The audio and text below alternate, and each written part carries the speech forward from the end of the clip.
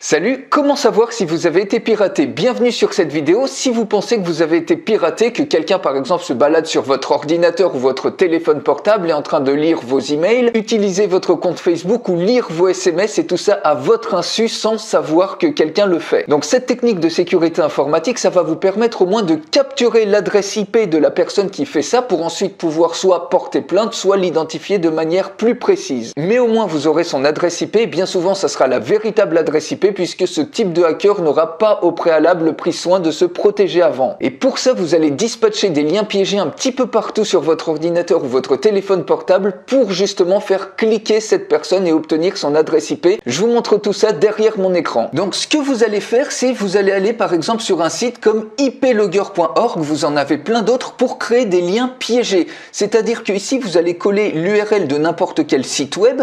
Par exemple, on peut aller sur Amazon et puis trouver un produit, par exemple ici une enceinte Bose, on copie l'URL de cette enceinte Bose et ici ça va raccourcir l'URL, on clique sur Shorten et ça vous crée ici un lien piégé à partir de l'URL qu'on a rentré et ce lien là vous le copiez et vous allez essayer de le disséminer un petit peu partout et toutes les personnes qui cliqueront sur ce lien, automatiquement leur adresse IP sera capturée à ce niveau là et on aura davantage d'informations sur la personne qui clique sur ce lien piégé. Donc ce lien piégé, vous voyez, vous pouvez même le transformer davantage, c'est optionnel, mais vous pouvez tout à fait le copier et aller par exemple sur Bitly pour le raccourcir et en faire un lien un petit peu plus standardisé, par exemple un lien Bitly qui est beaucoup plus commun. Donc vous cliquez sur copier et ça y est, ici vous avez votre lien piégé. Donc vous voyez ici à ce niveau-là, vous avez aucune IP qui est aucune logged IP puisque personne n'a cliqué dessus. Maintenant, si on ouvre un autre onglet, on met ce lien piégé, on le charge automatiquement. Vous voyez, c'est même complètement invisible le fait qu'on passe par iplogger.org et automatiquement, on arrive ici sur ce raccourci, sur l'enceinte Bose, sur le lien qu'on a mis initialement. Et quand on retourne sur Your Logged IPs, ici, il suffit de recharger la page et ici, vous voyez, automatiquement, on a l'adresse de la personne, en l'occurrence moi qui a cliqué dessus. Donc, il peut arriver également que vous avez ici également un bot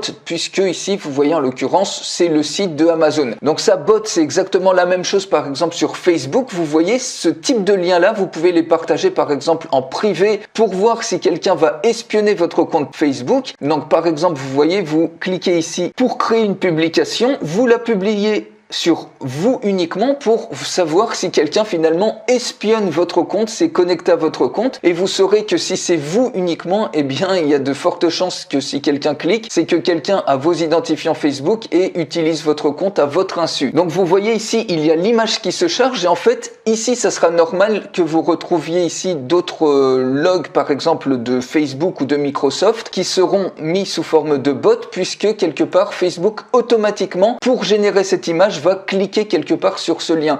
Donc c'est normal si vous voyez également d'autres entrées comme ça mais de type bot, donc ça vous les reconnaissez très facilement. Il suffit ensuite de cliquer sur publier et ça y est, vous avez créé un premier lien piégé pour voir si quelqu'un utilise votre compte à votre insu, votre compte Facebook en l'occurrence ici. Donc votre lien est à ce niveau-là, donc vous voyez si on reclique ici, on est de la même manière redirigé sur le site de Amazon et ensuite si on recharge cette page, vous voyez que dans la section Logged IPs, on retrouve l'adresse IP de la personne qui a cliqué sur ce lien. Donc si votre lien est mis en privé, il y a de fortes chances que si c'est pas vous qui avez cliqué et si vous voyez d'autres entrées ici, c'est quelqu'un qui espionne votre compte Facebook à votre insu. Et ici, vous voyez ici d'autres connexions de type bot qui correspondent finalement à Facebook qui a quelque part cliqué sur votre lien pour générer justement cette image d'aperçu. Et ensuite, une fois que vous avez ce lien piégé, vous allez pouvoir le disséminer un petit peu partout aux endroits stratégiques où vous pensez que quelqu'un est susceptible de cliquer dessus,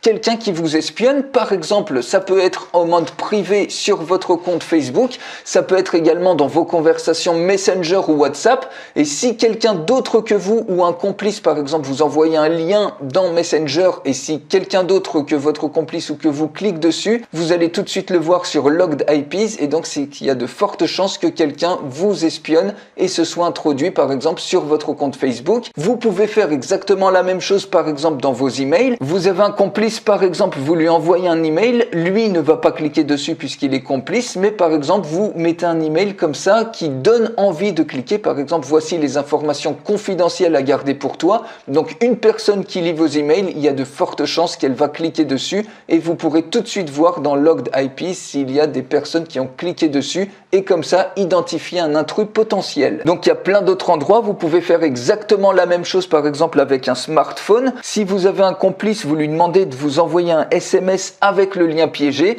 et si vous avez quelqu'un qui clique dessus et que c'est pas vous, forcément c'est qu'il y a quelqu'un qui espionne votre téléphone portable. Vous pouvez faire la même chose avec tous les autres chats en ligne. Ça peut être également des fichiers comme ça, vous voyez des fichiers Word ou PDF que vous mettez sur votre ordinateur. Par exemple, voici une de mes photos de vacances avec des liens qui donnent envie d'être cliqués. Par exemple ici, voici le lien vers d'autres photos privées à ne pas partager. Donc quelqu'un qui espionne, il va être largement tenté de cliquer dessus, et vous pourrez obtenir son adresse IP. Ou également, ça peut être si vous avez un site web, vous mettez des dossiers pièges à la racine du site web, ou ça peut être des pages brouillons si vous avez un blog sous WordPress qui ne sont pas publiés, et forcément si quelqu'un clique sur les liens de ces pages brouillons, c'est qu'ils se sont introduits en mode administrateur de votre site web, et donc ça vous permet automatiquement de voir s'il y a eu ou pas une intrusion. Et ensuite, cette adresse IP va vous servir d'une preuve de l'intrusion, et ce que vous pouvez faire, c'est que s'il y a des adresses IP ici qui sont connectées à votre insu et que vous soupçonnez une personne de se connecter et de regarder par exemple, de lire par exemple vos emails, vous pouvez lui envoyer un autre lien piège à la personne que vous soupçonnez, et si l'adresse IP est identique que celle qui est capturée ici, c'est qu'il y a de fortes chances que ce soit cette personne-là qui se soit introduite sur votre ordinateur ou votre téléphone. Donc voilà les amis, vous savez maintenant créer des liens piégés pour savoir si vous avez été piraté sur votre ordinateur ou votre téléphone portable. Si vous avez aimé cette vidéo ou que vous avez appris quelque chose, mettez-moi un énorme like. Je vous souhaite une excellente journée.